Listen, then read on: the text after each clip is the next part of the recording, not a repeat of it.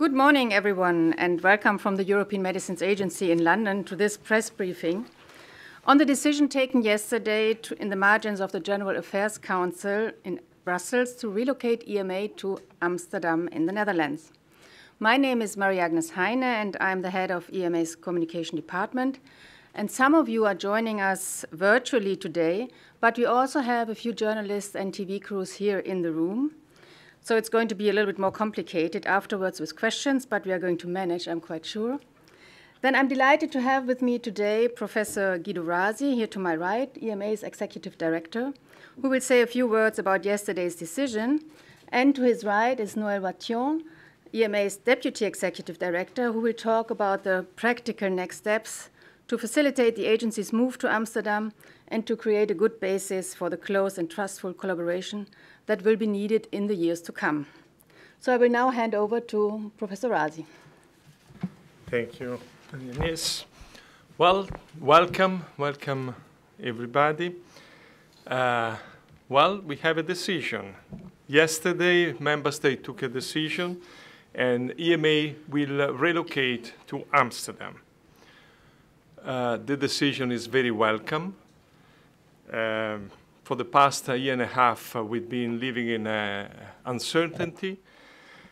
And now that we know our new host city, we can take very concrete action to start to this transition, to relocate and to maintain the business continuity as we announced and we've been striving for all this time, all this transition time. It's a really demanding challenge. We have 16 months to prepare, to be relocated for and to be ready to operate full speed, hopefully, in Amsterdam, the 30th of March, 2019. The main challenge, however, as you can expect, is not the physical relocation, which is demanding, but the real challenge is the preservation of an activity that benefit all the citizens in Europe. Let's just remember what we are here for. EMA is a scientific body. We are responsible for the scientific evaluation of medicines for human and animal use. We recommend the use for the EU market authorization. It's one of the success stories of one single market. We monitor the safety, even more important, we monitor the safety of the medicine, and we aim to ensure that all the citizens will have innovative, potential life-saving medicine. This is an activity that has been delegated to EMA from 31 countries, the European Union plus the EEA, and has no backup. That's why it's so important that the transition will happen with a minimal disruption. I'm very grateful for the Member State taking into account our requirement for the business continuity and gave priority to the protection of public and animal health in their choice. To preserve this activity, the new hosting country, Amsterdam, ticks many of our boxes. It offers excellent connectivity, transport links to accommodate, as you know, the traveling, the reaching the experting, the agency from roughly 30,000 experts every year. And of course, it's offering housing, it's offering hotels in the vicinity, it's offering all the infrastructure to make it happen. As you know, our internal survey give us an estimate of a good staff retention, 81%. Is the best staff retention in the relocation. However, you might find that 81% means that we are going to lose up to 200 people. This means that we have to be very careful to monitor which specific expertise we might lose and to have a plan to replace and to backfill and to compensate this loss of expertise and of knowledge. Of course, we have measures, a plan in place to fill these gaps, and we will be expanding on this plan. Noël Batillon will tell you something about our plan. Of course, we have been very honored that so many member states were trying to host us, and I'm really grateful for all those very good and strong candidates who made a very big effort, that they've had a huge investment in trying to be prepared to host us. This is a reflection of how important this agency is for the public health, and how much has been understood of these countries to have us and to take the challenge to make this activity flourishing and not be interrupted. Of course, we will striving not to have any level of disruption, or to keep it minimal. We are keeping our commitment to human and veterinary health, and we are happy to clarify if somebody wants to know more. Maybe before Noël, who is in charge of the task force for the relocation, can expand a little bit on technical aspect. Thank you, and good morning to everybody. As was already mentioned, we are going to be faced with an extremely tight time frame, April 2019, in order to ensure successful relocation of the agency to our new host member state, the Netherlands, and in particular to our new city, which is Amsterdam. In order to do that, what we need is a very close collaboration between ourselves and the Dutch authorities. We have been in contact yesterday and today in order to put the first steps in order to achieve that collaboration. And the first thing that we need will be a cooperation or a collaboration framework that has to be put in place with a dedicated governance structure, decision-making process, clarity about roles, responsibilities, transparency, communication, etc. So all that is being pursued at this moment in time. We will meet with them later this week in order to agree on that collaboration framework. Another aspect that we will be working towards is a roadmap in order to make sure that we meet the deadline of the end of March 2019 with key milestones and with also deadlines that need to be met.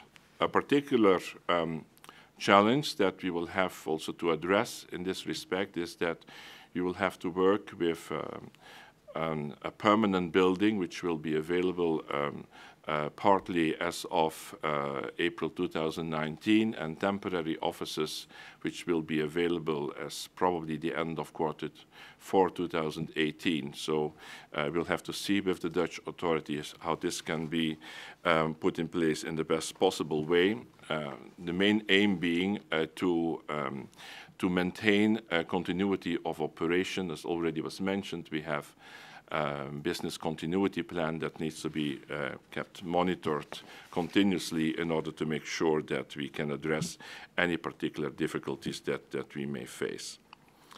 We will also have to give due consideration to a so-called headquarters or seat agreement, which will be a document that has to be signed by both parties, and where we will take, of course, as a starting point the commitments that have been made by the Dutch authorities in their successful offer to host the agency. As we already have mentioned through our press statements, transparency is key. We would like to make sure that the general public is fully aware of the progress that is being made. So one of the other topics that we will discuss with the Dutch authorities is about the use of common communication tools where we can track progress in terms of all the different activities that we have to achieve in order to have a successful relocation by March 2019. Thank you. Thank you very much to both of you. We are now taking questions from the floor, and for journalists on the phone, to ask a question, please click on the raise hand icon in the Adobe Connect menu bar. And when I request you to speak, please introduce yourself, give your name and affiliation. And for journalists in the room, that's the same. Please also introduce yourself and give your name and affiliation, and switch on the microphone in front of you. So, and this needs to be switched off after you have asked your question. So the first question is from here in the room. Yes, please, over there. Hello, my name's Annabelle Dixon. I work for Politico. The executive director was criticised for doing things like conducting a survey of staff and calling for countries to be clear about their positions on LGBT rights. Some of the countries said that those weren't part of the criteria and that the executive director was inappropriately inserting himself. In retrospect, did you take the right approach? Guido, please. Well, I received this letter. I found this request very reasonable. I found this concern very appropriate, and I turned this question to the concerned people, giving the opportunity to clarify. I have no any critical approach, but I share the concern fully with the community. And actually, I think many of the country could clarify their position. I think I gave an opportunity to clarify and to reassure, or to give each staff the opportunity to evaluate if the new environment would have been suitable or not for his or her expectation of life. Thank you, Guido. We now have a question, a virtual question from Ben Hirschler from Reuters. Couple of questions. Yes, please, go ahead, Ben. Hi, it's Ben at Reuters. A couple of questions. I wonder if you could talk about some of the other challenges aside from the actual moving that the agency is now going to face, such as filling the work that the MHRA currently does, which I think is about 25 to 30%. How much progress have you made in finding people who will do that work? And also, how much of a burden it's going to be for the agency to process all the marketing authorization transfers as people look to move their, file variations to move their authorizations to European-based entities. And how much will that hamper your work in the next couple of years? Thank you. Thanks. Guido first. Yeah, thank you, Ben. Well, there are two levels. One is the workload redistribution, mostly of the upcoming workload. That has been relatively smoothly to reallocate. You can expect that 27 countries, 28 actually, are active in the network. Wasn't that difficult to redistribute the workload. For the legacy workload, we have a plan. I don't expect major problem. There is another level where there is how to deal with some authorization and some shortages and some more technical work that is not a clear cut who is will be doing the work. Maybe I can hand over to Noel, who was chairing this group for the preparedness and the reallocation of the workload.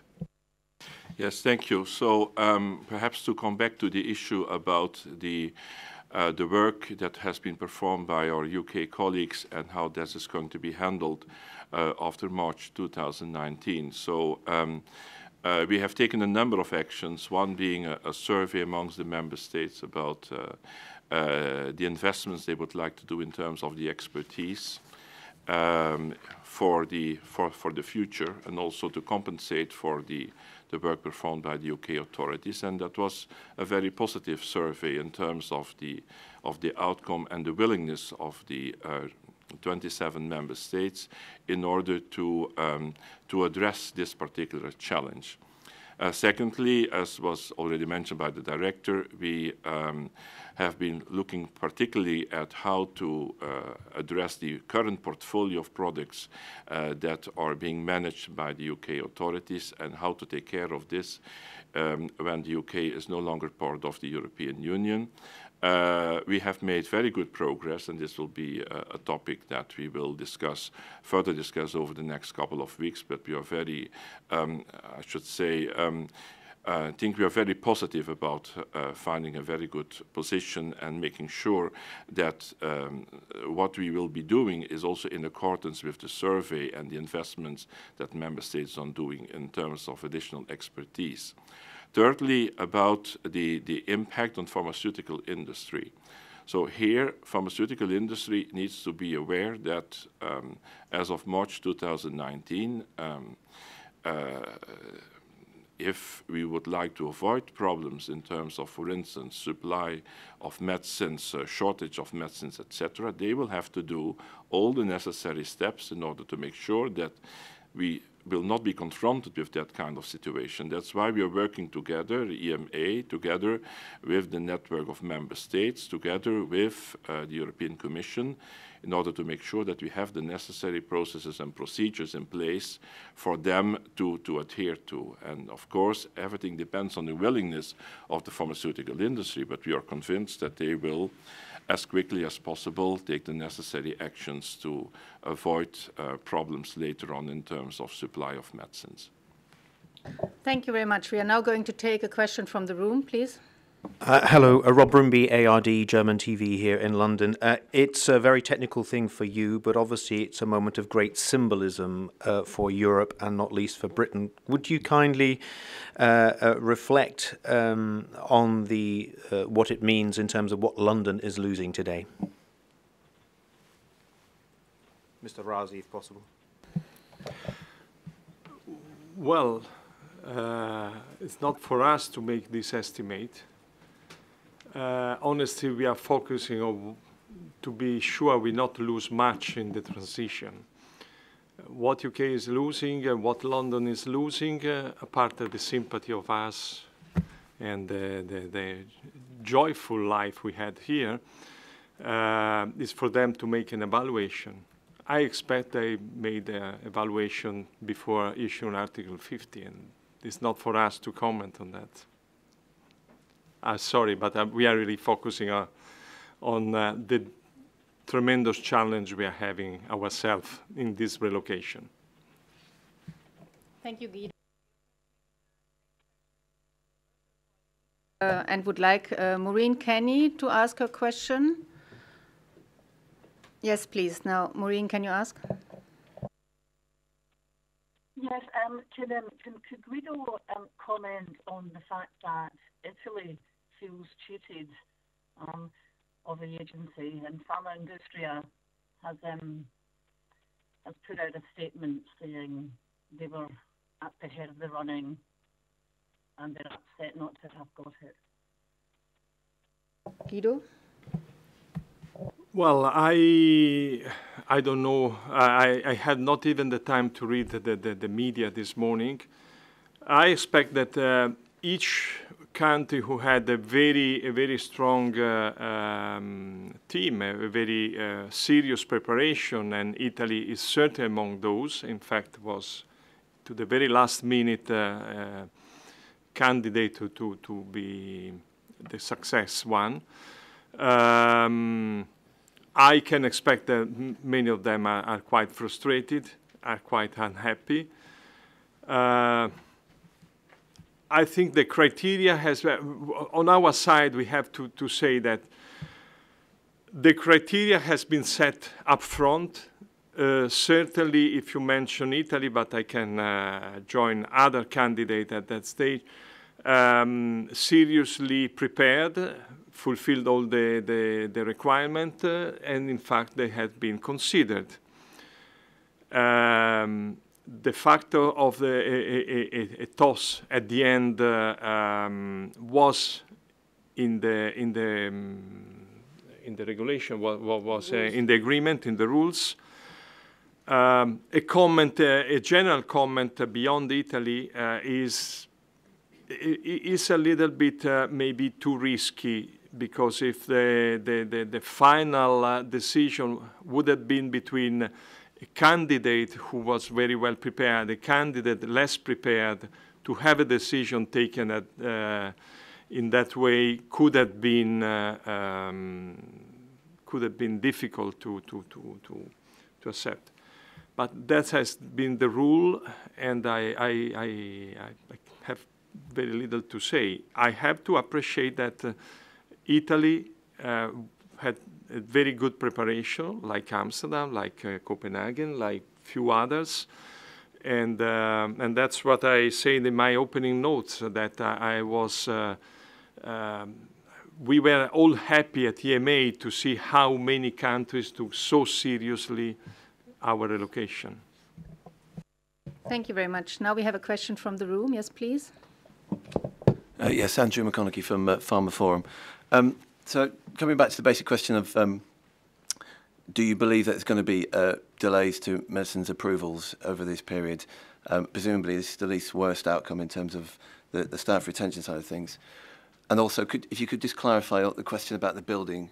Mr. Wathion was talking about the permanent facility.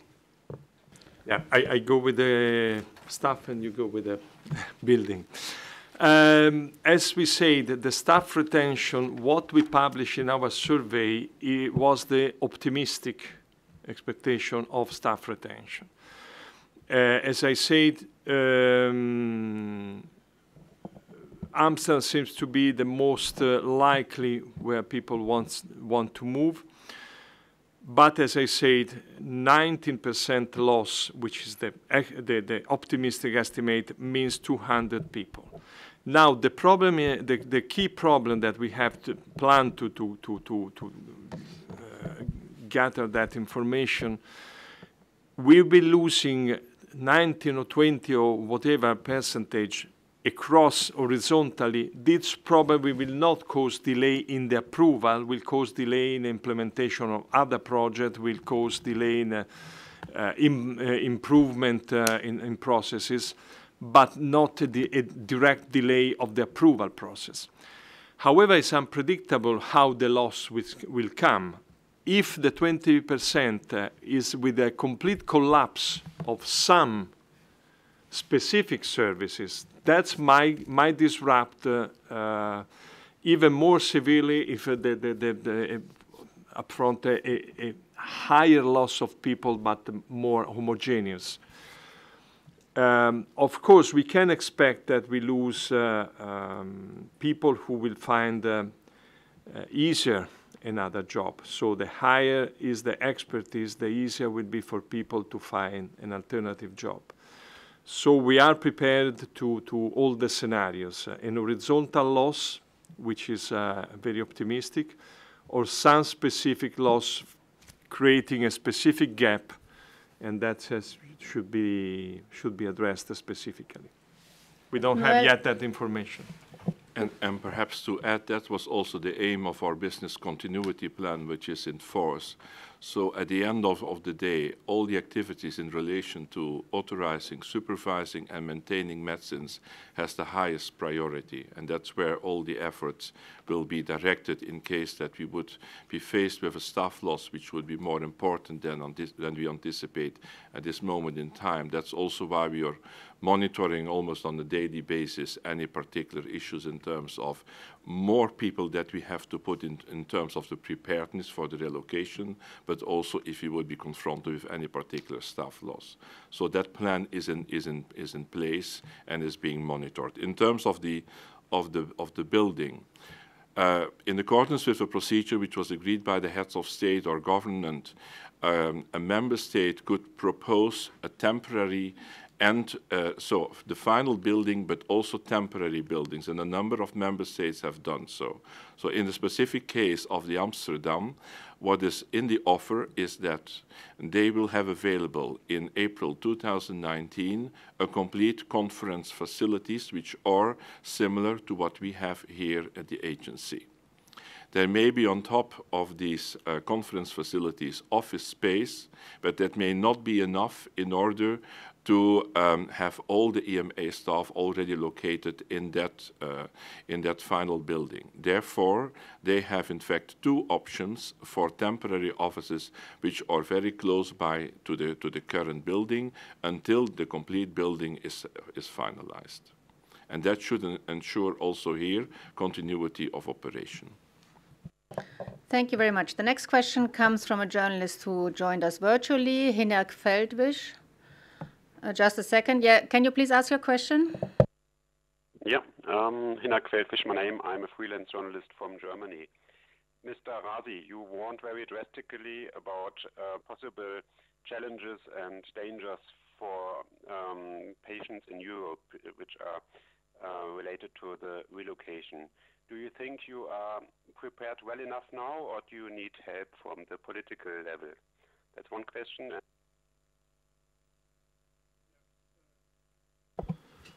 Well, I think we are now in a better position. Political level, we need probably measures and procedure to speed up the building, the relocation, and the seat agreement. That can be a difficult process because foresees many steps.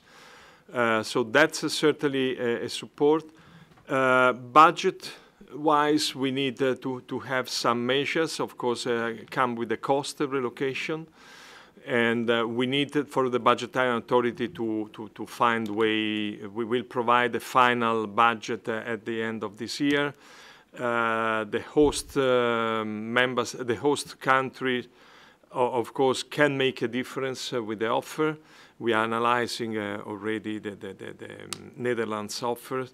And this kind of level, budget, procedure, maybe exceptional measure to have a transition rules for the staff retention, such as working remote, which is not possible for the meetings management, but for many other activities is feasible. Flexibility, certainly, they have to lift some of the current rules, which are working very well in a normal setting, but not in exceptional circumstances. Thanks, Guido. Hinak, I think you had a second question. Please ask again. There was a virtual voice. You wanted to ask a second question, please? Yeah, that would be a more detailed update of the business continuity plan, if this would be possible. There have been priorities for different tasks, and are they still valid from your last press release, or how's the current situation? I think I hand over to the master of the business continuity plan. Thank you.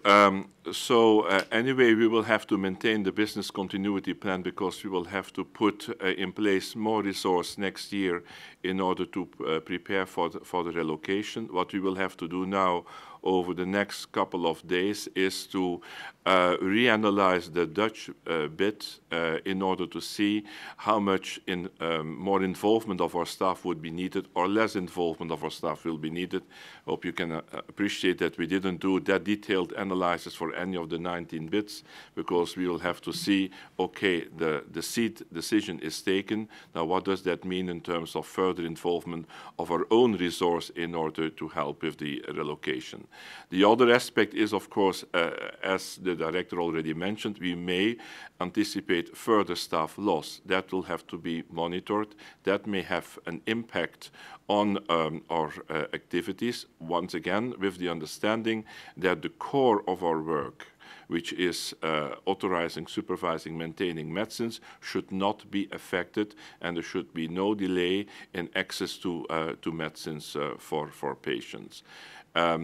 We will have at regular intervals also to go back to our management board in order to update them on the need in order to initiate next phases of the business continuity plan when this may be needed.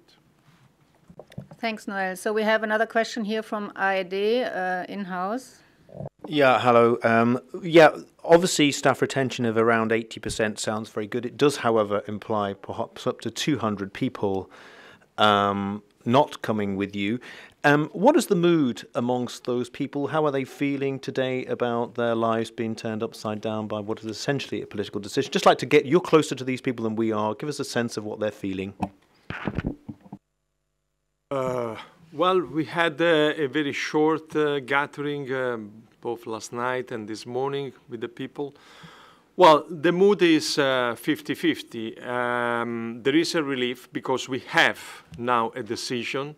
We know where, and so we start the real process to see how much the new environment will fit for each one life.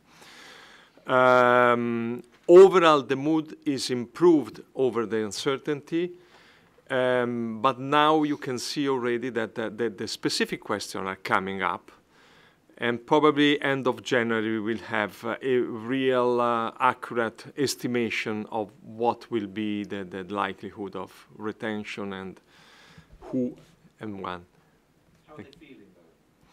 Well, as I say, the feeling, first I have to say I've been so incredibly surprised how much the people has been resilient in a sort of denial mood up to yesterday to keep going, and they kept without a 1 minute delay of loss of time at the desk. So that's a spectacular professionalism that I enjoyed of my people. Less uncertainty, of course, is a good news. So overall, the mood is still very high, but now you see that people start to really rolling the sleeves and say, now I have to move. I have to take, what school would I keep my people here? All these kind of things you can imagine started to engage with mortgages and whatever. But it's a proactive mood. I'm very confident that my people should to be very resilient. Okay, thank you very much. So now we have another colleague on the phone, Victoria English from MedNu. Can you please ask your question? Go ahead. Yes, thank you for taking my question. You mentioned a few months ago that the clinical implementation of the clinical trials regulation would be delayed as a result of this move. Are there any other specific pieces of legislation that are likely to be delayed? And the second question concerns the status of the UK. At what point do you expect to learn whether the UK is going to have a mutual recognition agreement with the EU, or is that still completely unknown? I start from the last, which is the easiest, is completely unknown. It's completely unknown, and it's not at our level, of course, not even to monitor what might happen.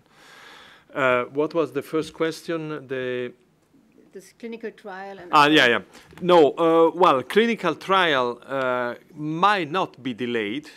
It might be delayed if something will go wrong with the relocation of our data center, if something is going wrong in the development, if something is going wrong at the member state level that cannot connect. So far, we are not yet announcing any delay. But it is, of course, at risk if something is going wrong. More for unexpected reason on top of Brexit. Other legislation can be put on hold if the staff retention is not optimal, can be the medical devices, because it's upcoming, something new to start. There has not been additional staff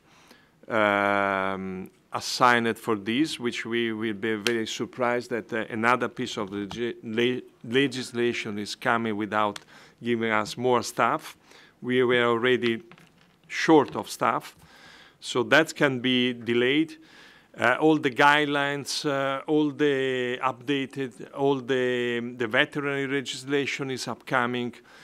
We might not have the capacity to address immediately. We might take that might be experience a postponement. Thank you very much. There was another journalist in the room having a question. Yes, please go ahead and introduce yourself, please.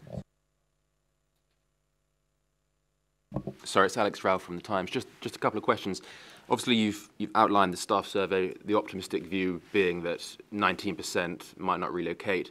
Just wondered what the pessimistic view was that you're sort of factoring in your risk management. And the other question was, what is the estimated bill for the UK of relocating this agency to Amsterdam, and that includes the leasehold on this building? Guido, you first, and afterwards Noel. Yes. What is the staff retention? Well, the pessimistic for now, all the theory of the staff retention, we focus on the Netherlands. I think the pessimistic one was 25 or 26. I'm not 100% sure. Was in the range of 19% lost to 25 or 26 or 27. We can be more precise. We have, of course, we can retrieve immediately the data.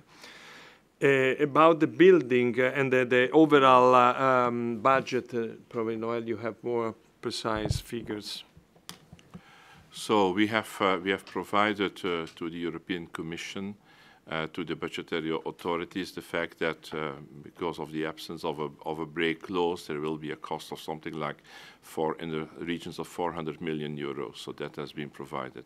Perhaps important to emphasize in this respect is that also for this particular building, as was done for the first building at 7 West Ferry Circus, that we follow according to the rules, the building approval process at the level of the Management Board, European Parliament and the European Council. Thank you very much. Now we have another journalist on the phone, Maurizio Di Lucchio, if I say this correctly. Can you please ask your question? Good morning, everyone. I'm Maurizio Di Lucchio from About Pharma, Italy. I have a question for the Executive Director, Mr. Guido Rasi. It's about your personal future, Mr. Rasi. What are you planning to do now, and how long are you going to be in charge? What are your plans from now on? Thank you for this question. As I already announced, in any case, I would have been following the agency to the last day of my mandate, which will be the 16th of November 2020. So I will stay with the agency until that time. Future plan after, if anybody is interested, I will have still 3 years back in my university. I'm full professor in Tor Vergata in Rome, and I want to complete my academic career. Then I will be aging 70. I like sailing, and I will give you more details in due time. Thanks, Guido. Okay, so we have another question over the phone. Pete O'Donnell, can you please ask your question? Just a second, we are just connecting you. Yes, go ahead, please. Yeah, okay, good morning. Thank you, Peter O'Donnell from APM. Guido, you said very clearly Amsterdam ticks many boxes. You didn't say it ticks all the boxes. The building not being ready is one of the boxes that's not obviously fully ticked. But could you talk us through some of the other boxes that you would have ideally liked to see ticked and that present, therefore, a sort of additional challenge for the move to Amsterdam? Well, I think the major one you already mentioned, some uncertainty about not having a building ready, of course, is a matter of concern. If they are very seriously committed, that's is not there, the building, and that is a matter. Other aspect, I think, Noel, you might have a very deep understanding of all the details of the bids. Well, I think things that we have to clarify still, that would have been the case for any of the bids, is that what is the capacity in terms of schools according to the various ages of the EMA of the children of EMA staff. So that is something that we need to look further into. Also all the housing options, because that was, frankly speaking, not really addressed in any of the bids. So we'll have to see what are the housing options. We do not know the property market in all the member states who have provided bids to the agency. So these are particular aspects where we need further clarification, and that the Dutch authorities are very willing in order to help us with over the next couple of days. Okay, I think I take two last questions. Let's say one in the room. Yes, please. Hello, yeah, it's Annabelle Dixon at Politico again. There were 6 criteria. One was related to geographic spread and the others to business continuity. Why do you think member states ultimately decided to ignore the geographic criteria? Well, I was not in the room to vote, but my understanding is that our message, and the overall message was very clear, was not about relocating a building or an agency, it was about maintaining an established activity delegated from 31 member states to one institution. And that's probably prevailed also in the member states who were prepared to try to host us, but at the end I think they supported overall the idea of business continuity. That is my reading of the outcome. I want to say that I've been traveling all over Europe, and I think that any country has the possibility to grow an agency. It's a different thing to maintain an existing activity, to lift and move something is different, and that has been probably analyzed and decided upon. Thank you very much. So our last question from Ian Schofield from Pink Sheet. Please go ahead, Ian. Hi, yeah, it's Ian Schofield from the Pink Sheet here. This question relates to a couple of earlier ones, but my connection fell for a while, so you might have covered it already. But just if you could give some more details of how you will actually go about helping staff that do want to relocate to move from the UK to Amsterdam and to settle in. And also, would it theoretically be possible for EU nationals currently working at the EMA in London to stay there and commute after Brexit? Would that be? Noel, please, yeah. So yes, I'll try to reply to that question. I mean, we have been looking at an armamentarium of a lot of tools. So one is, of course, that we have the staff regulations, which offers particular incentives for staff in order to help them with relocation. The second one is that we have tried to be inventive. I mean, we will be using the concept of so-called relocation visits in order to allow staff to familiarize themselves with the new environment. This is one example. The third aspect is that also the Netherlands will be providing support in order to help staff relocate. I heard this morning that they will be particularly interested in trying to see how they can be complementary to the relocation visits that we are proposing. The Netherlands are also building a very dedicated expatriation office, a kind of a one-stop shop where staff can go in order to go with all their particular questions, and they even are considering putting persons here in London so that staff don't have to go to Amsterdam and first can get acquainted here. The second question was in relation to EU nationals, whether they can stay and commute. Yes, one of the aspects that we're also looking into is kind of extended teleworking. which could be abroad, so not only in the Netherlands, but in any other country.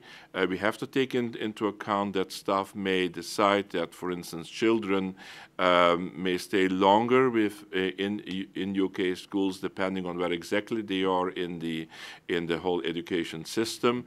And so these are aspects that we will be looking at, all with the aim of trying to retain as many staff as possible. Thanks, Noel. And I will take a very last question from Sarah Wheaton from Politico, because she has been on the line quite a while. Sorry, Sarah, for leaving you waiting. And please ask your question, yeah? Yeah, thank you so much.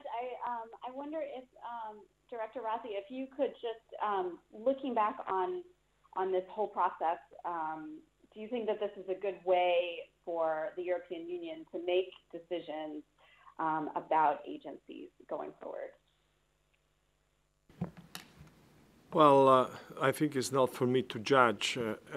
Overall, the outcome is positive when you see that the 3 countries that were at the end selected to be the final candidate were among those fulfilling the most of the criteria we decided much before candidates were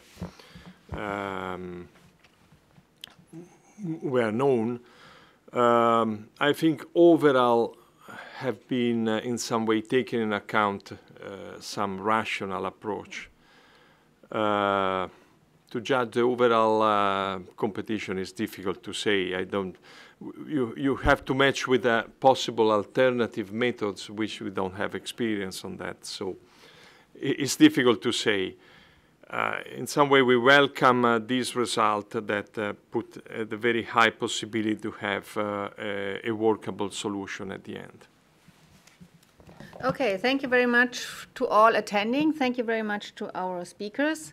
I'm closing this press briefing today. And as always, if you have any questions, the journalists in here, but also the journalists on the line, please do not hesitate to contact our press office. Thank you very much.